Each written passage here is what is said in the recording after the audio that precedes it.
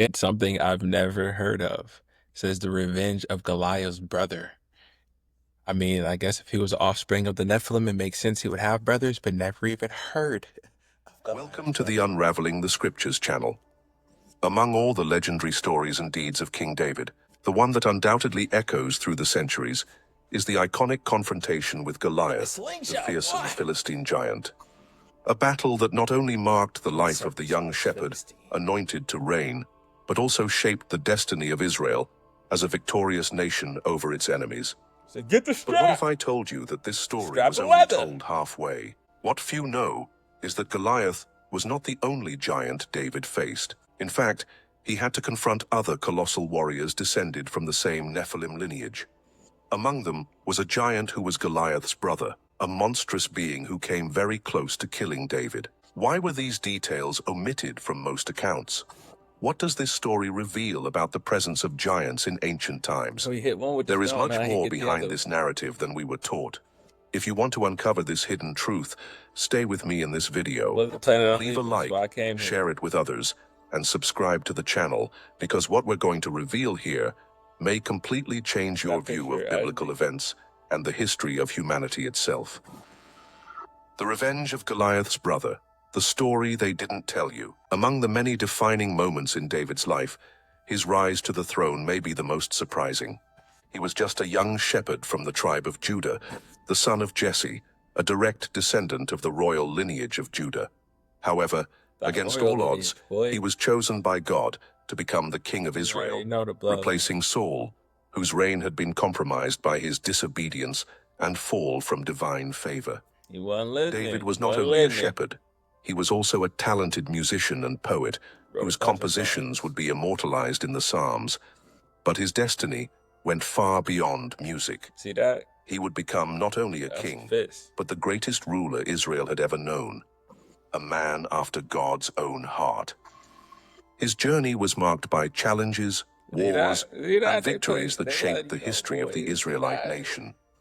Among the many battles he faced, none was as emblematic as his confrontation with Goliath. David, then a young man between 15 and 17 years old, without military training, dared to face a warrior feared by all, a Philistine giant who terrorized the armies of Israel. With a sling and 5 stones, he defeated the fearsome Goliath, proving that faith and courage can overcome any obstacle. But who was Goliath, this giant who spread terror among the Israelites? What made him so feared?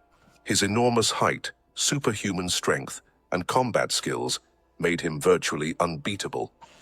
However, his mystery went beyond his brutality. Goliath belonged to an ancient and enigmatic lineage, the Rephaim. I mean, let's just be real, dog. If you stand that much above everybody, you don't even have to really know how to fight. You just got to know how to dodge and kick. Like, what? Step back, step back, step back, stomp. Like, dodge, dodge, dodge, pick up. Like, you don't need combat skills like that.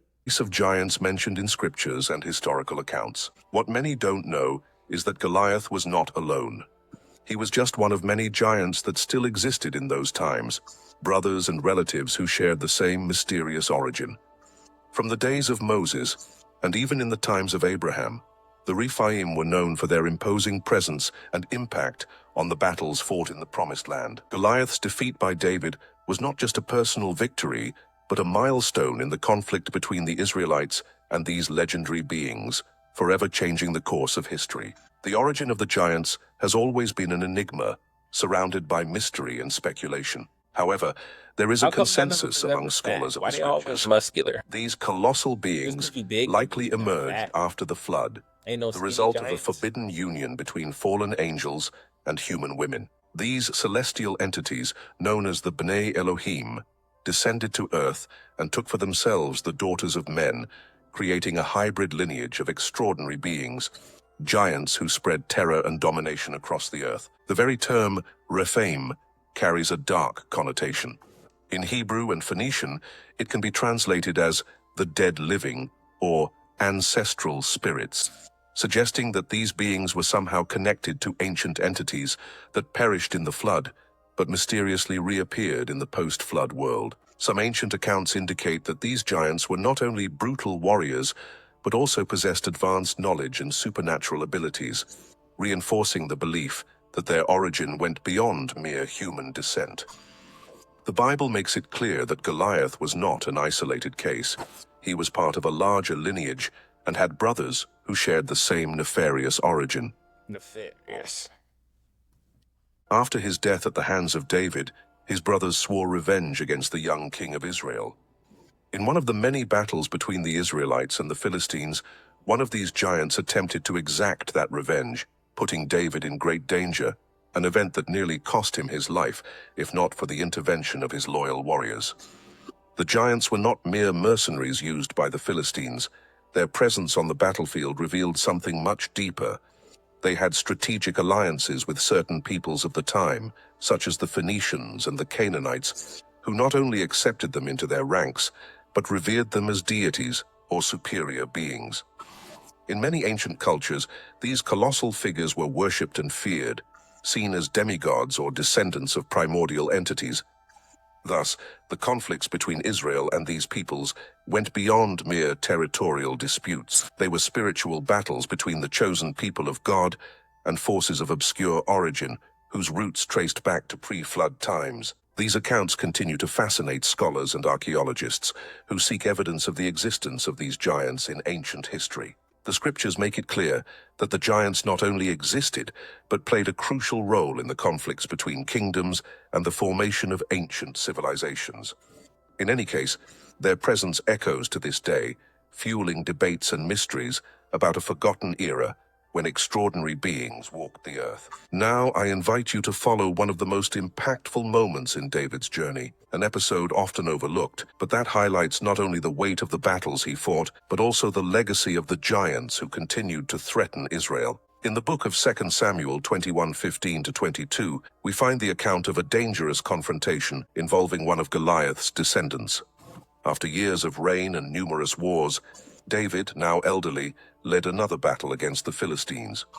However, this time, something different happened. The king felt the weight of age and war pressing down on him. At the height of the combat, an imposing warrior named Isbi-Benob appeared on the battlefield.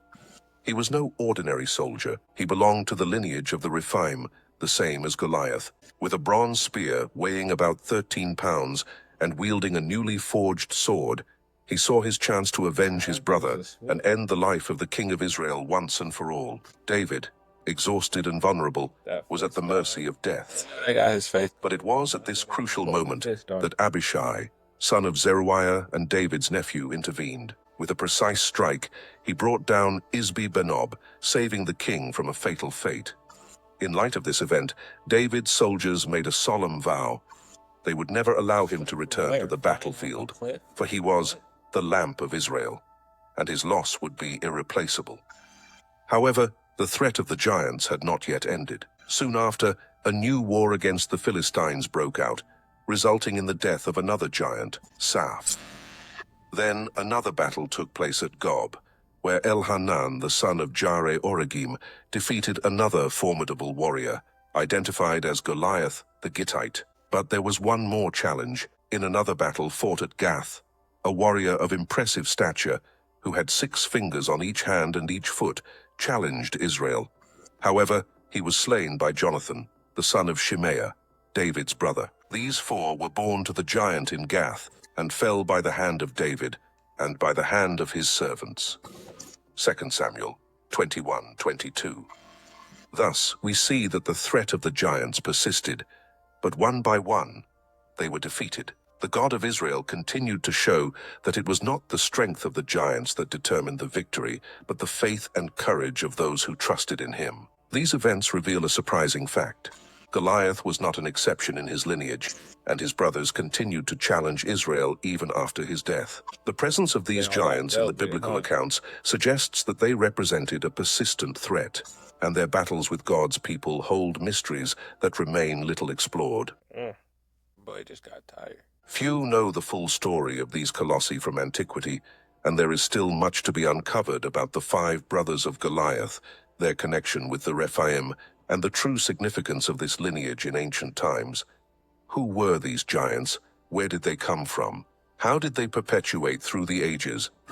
If you want to understand more about each of them and the enigmas surrounding their origin, stay tuned. I will soon bring a detailed analysis of this almost forgotten lineage and their battles against Israel. I'm sure you'll be amazed. This narrative, practically erased from popular memory, reveals one of the most dramatic moments in David's life. Many are familiar with his epic victory over Goliath, the Philistine giant who challenged the Israelite army and was struck down by a young shepherd armed only with a sling and 5 smooth stones. But few know that, years later, as king, David faced another giant, a warrior as formidable as Goliath, determined to avenge the death of his brother. His name was Isbi-Benob.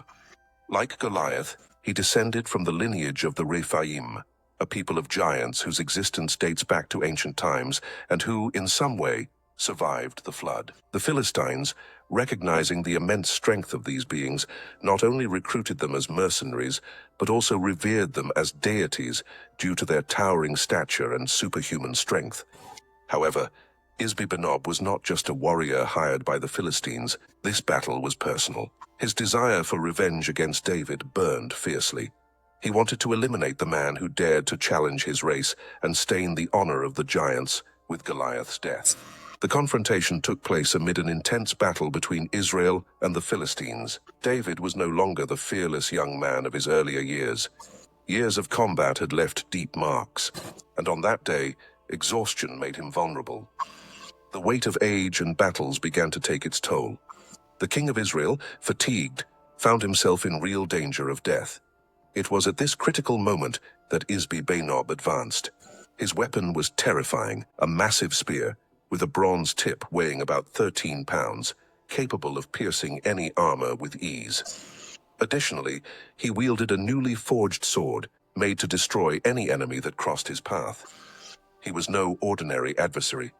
Isbi-Benob stood at a colossal height, estimated to be between 9 and 11.5 feet, and his presence was so intimidating that even the bravest soldiers quaked before him.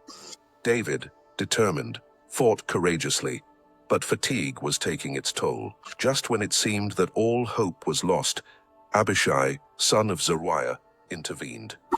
In an act of bravery, he attacked the giant before he could deliver the fatal blow, killing him and saving David from imminent death. This moment marked a great turning point.